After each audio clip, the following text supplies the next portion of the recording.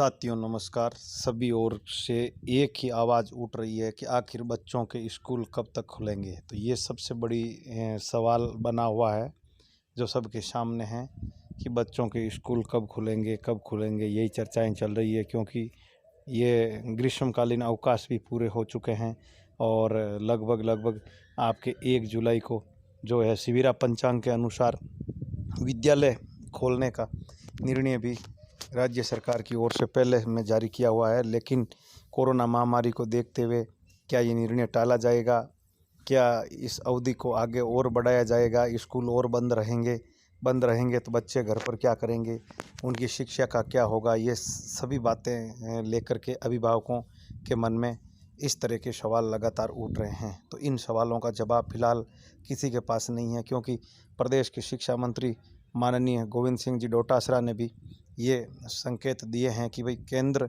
के द्वारा जो गाइडलाइन जारी की जाएगी उसकी पालना हम करेंगे, और दूसरा मुख्यमंत्री जी इस संबंध में निर्णय लेंगे। तो प्रदेश के जितने भी बच्चे पढ़ रहे हैं उन बच्चों के अभिभावकों और शिक्षकों की एक ही मांग है कि जहां तक संभव हो सके बड़ी कक्षाओं को बच्चों को स्कूल आने की छूट दे देनी चाहिए, ताकि वो सोशल डिस्टेंसिंग की पालना करते हुए स्कूल में आकर के अपना विधिवत रूप से अध्ययन लगातार जारी रख सके। साथ ही कक्षा 1 से 5 तक के बच्चों को भले ही वो महीने 2 महीने के लिए और घर पे रहने के आदेश जारी कर दे, जिससे कोई फ़र्क नहीं पड़ेगा, लेकिन बड़े बच्चों के लिए पढ़ाई में विशेष रूप से फ़र्क पड़ेगा। तो हम इन्हीं बातों से जुड़ी हुई विभिन्न चर्चाएँ आगे बढ़ाते हैं और शुरू करते हैं आज की चर्चा विस्तार से। तो हमें सबसे पहले ये देखना होगा कि निजी स्कूलें जो भी है उन्होंने अपनी तैयारियां शुरू कर दी है, और सरकारी स्कूल में भी शिक्षक पहुंच चुके हैं तथा लगातार वो आपके सभी प्रकार की स्कूल को सैनिटाइजर करने का कार्य अभी सभी स्कूलों में चल रहा है, चाहे वो सरकारी हो चाहे निजी हो। वहीं निजी स्कूल प्रबंधक संचालकों से भी हमारी कई बात हुई थी।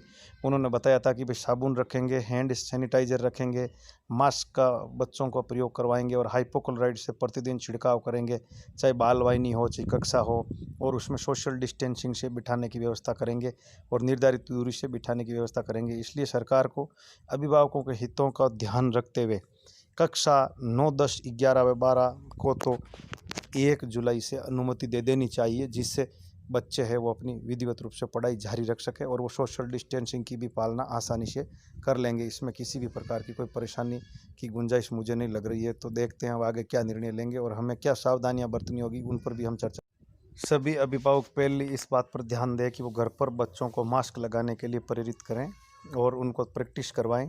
दिन में घंटे 2 घंटे वो मुँह पर कपड़ा के एक अच्छा क्वालिटी का मास्क या N95 मास्क या जो भी मास्क उपलब्ध हो सके वो मास्क लगाने के लिए बच्चों को प्रेरित करें और उनको प्रशिक्षित भी करें।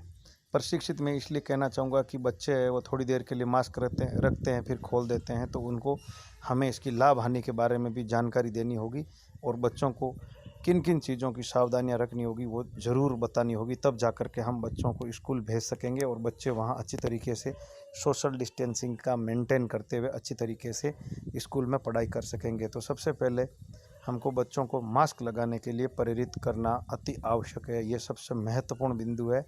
और बच्चों को अभी से घर में अभ्यास करवाया जाए और उनको मास्क लगाने के लिए जानकारी दी जाए और उसके मास्क लगाने के फ़ायदे भी बच्चों को ज़्यादा से ज़्यादा बताए जाए।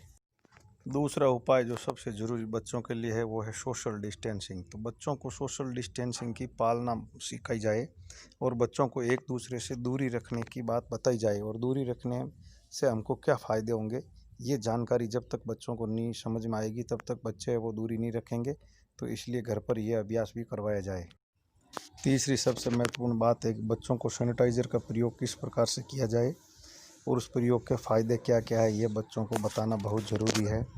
और बड़ी कक्षाओं के बच्चे जो 9वीं से लेकर 12वीं तक पढ़ने वाले बच्चे इसको आसानी से समझ पाएंगे और इसका आसानी से उपयोग कर पाएंगे। तो स्कूलें जैसे ही खुले एक अच्छी क्वालिटी का अच्छी कंपनी का एक हैंड सैनिटाइज़र है वो छोटी सी बच्चे को निश्चित रूप से दिलाइए, जिससे बच्चा है जब आवश्यकता पड़े तब अपने हाथों को सैनिटाइज़र कर सकें।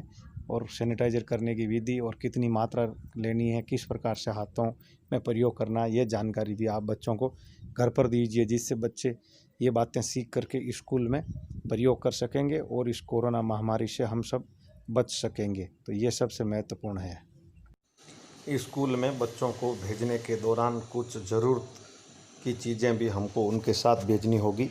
जैसे पीने के पानी के लिए बोतल है, जहाँ तक संभव हो सके वो घर से भेजी जाए।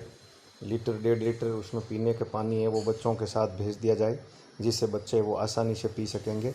और स्कूल प्रबंधन में भी ये व्यवस्था देखी जाए कि भाई वहाँ बच्चों के पानी भरने की अलग, बोतल भरने की अलग व्यवस्था सुचारू रूप से की गई है या नहीं की गई है। और स्कूल प्रबंधन को भी चाहिए कि वहाँ बच्चों के जब भी पानी की बोतल खाली हो जाए तो उसको भरने के लिए एक विशेष पूर्ण सुरक्षा युक्त, सुविधा युक्त व्यवस्था होनी चाहिए, जिससे बच्चों को किसी भी प्रकार की परेशानी नहीं हो सके। और अभिभावक है वो इसकी पूर्ण जिम्मेदारी के साथ बच्चों को इसका महत्व बताएं। और ये सबसे बड़ा है कि भाई सार्वजनिक स्थान पर यदि बच्चे पानी पीते हैं तो उनमें संक्रमण फैलने की संभावना सबसे ज़्यादा रहती है। तो इसी को ध्यान में रखते हुए ये काम भी किया जाए, जिससे किसी भी प्रकार की परेशानी नहीं हो और बच्चे आसानी से हैं वो आपका पानी पी सके। इसके लिए आप अच्छी क्वालिटी की बोतल नियमित साफ़ करते हुए घर से रोज़ाना जब बच्चे स्कूल रवाना हो रहे हो उसी दरमियान उन बच्चों को दी जाए, जिससे बच्चे हैं वहाँ अच्छी तरीके से उस बोतल को रख सकेंगे और ज़रूरत पड़ने पर पानी पी सकेंगे तथा अपना कार्य है वो लगातार पढ़ाई जारी रख सकेंगे। इसी के साथ अब सबसे बड़ा एक सवाल और सामने आ रहा है कि वो है कि बच्चे के बस्ते का बोझ सबसे अधिक बढ़ रहा है। राज्य सरकार द्वारा भी ये गाइडलाइन जारी कर दी गई है कि भाई बस्ते का बोझ कितना रखना चाहिए, वो भी हम आपको यहाँ बताएंगे। किस कक्षा तक बच्चे को कौन सा बस्ते का बोझ है वो रखना चाहिए। इसमें जो मेन गाइडलाइन जारी हुई उसमें पहली क्लास के बच्चे के लिए 1 से 1.5 किलो और दूसरी से तीसरी क्लास तक के बच्चे के लिए 1.5 से 2 किलो और तीसरी से लेकर 5वीं तक के बच्चे के लिए 2 से 2.5 किलो तक का वज़न वो बच्चे रख सकेंगे। और 5वीं से आगे लेकर के जो भी बच्चे पढ़ रहे हैं उन बच्चों के 3 किलो से अधिक वज़न नहीं होना चाहिए। अब बड़ी कक्षाओं की बात अलग है, तो ये ध्यान में रखते हुए भी आप उन्हीं पुस्तकों को बच्चों के साथ भेजें जो अति आवश्यक हो और बहुत ज़रूरी हो। इससे ज़्यादा पुस्तकों को बच्चों के साथ नहीं भेजें। और शिक्षकों को भी चाहिए कि बच्चों को जो पुस्तकें मंगवानी हैं वो ओड इवन के माध्यम से भी आप पुस्तकें मंगवा सकते हैं। बाकी पुस्तकें उन पर घर पर रहने के लिए ही उनको निर्देश दे दिया जाए, जिससे बच्चे आसानी से स्कूल आ सकेंगे। और दूसरी बात हम करते हैं कि शिक्षकों को भी एक गहन प्रशिक्षण की आवश्यकता है। बच्चों में सोशल डिस्टेंसिंग रखवाना, बच्चों को कोरोना संक्रमण से बचाव के सारे जो लक्षण या सारे उपाय है वो बताना तथा बच्चों को बार बार इसके लिए प्रेरित करना जिससे बच्चे में भय भी उत्पन्न नहीं हो तथा बच्चा उसको आसानी से समझ भी सके और उसकी पालना भी कर सके। तो इसके लिए शिक्षकों को भी समस्त स्कूलों को शिक्षकों का भी प्रशिक्षण आवश्यक है, जिससे शिक्षकों को ये जानकारी दी जा सके कि वो बच्चों को किस प्रकार से टैकल कर सकेंगे और उनको एक एक चीज़ की बारीकी अच्छी तरीके से समझा सकेंगे। जो कक्ष के दरवाजे हैं, खिड़कियां हैं, उनको नहीं छूना सहित चौक, डस्टर या कोई अन्य सामग्री है उनको बार बार हाथ नहीं लगाना और अपनी निर्धारित टेबल जो बच्चे को दी जाती है बैठने के लिए उस पर आकर बैठना सहित कई तमाम बातें हैं जिनका प्रशिक्षण भी देना ज़रूरी है। और एक ये प्रार्थना सभा कार्यक्रम जो स्कूल में है वो नहीं होना चाहिए, जिसमें बच्चे समूह के रूप में इकट्ठे नहीं हो। स्कूल में बच्चे प्रवेश करते ही उनको सैनिटाइज किया जाए और बाद में मास्क लगा हुआ बच्चा वो पूर्ण रूप से कक्षा में बैठें और गुरुजन आएँ और अपना कालांश पूरा करके वहाँ से वापस जाएं। और इसी के साथ एक और भी बात जो हमारे ज़हन में आती है कि वो है कि ये जो पूरे दिन का जो समय था, पहले 6 घंटे का पीरियड था, उसको कम किया जाए, उसको 4 घंटे तक का कर दिया जाए, जिससे बच्चों को कोई परेशानी नहीं होगी और 4 घंटे में वो अपनी आसानी से अपनी पढ़ाई भी पूरी कर सकेंगे। तो निश्चित रूप से इन बातों को ध्यान में रखते हुए अभिभावक भी राज्य सरकार से, जिला कलेक्टरों के माध्यम से, जिला शिक्षा अधिकारी के माध्यम से अपनी बात उन तक पहुंचाएं और बड़ी कक्षाओं की स्कूल हैं वो 1 जुलाई से शुरू करने की मांग भी रखी जाए, जिससे किसी भी प्रकार का संक्रमण नहीं होगा। थोड़ी सी सावधानी रखेंगे, बच्चों की पढ़ाई भी बाधित नहीं होगी और हम अच्छा प्रयास कर सकेंगे। तो साथियों, ये हमारे सुझाव या विचार मानिए। और ये चैनल आपको कैसा लगा? यदि चैनल आपको अच्छा लगा और हमारी बातें अच्छी लगी तो चैनल को सब्सक्राइब करें और लगातार सहयोग बनाए रखें। हम विभिन्न प्रतियोगी परीक्षाओं तथा विद्यार्थियों के हितों से जुड़ी हुई जानकारी तथा जो भी महत्वपूर्ण बातें होगी पढ़ाई से जुड़ी हुई, वो इस चैनल पर आपको समय समय पर दिखाते रहेंगे। इसीलिए चैनल को सब्सक्राइब करने पर पुनः एक बार आपका धन्यवाद और हार्दिक आभार।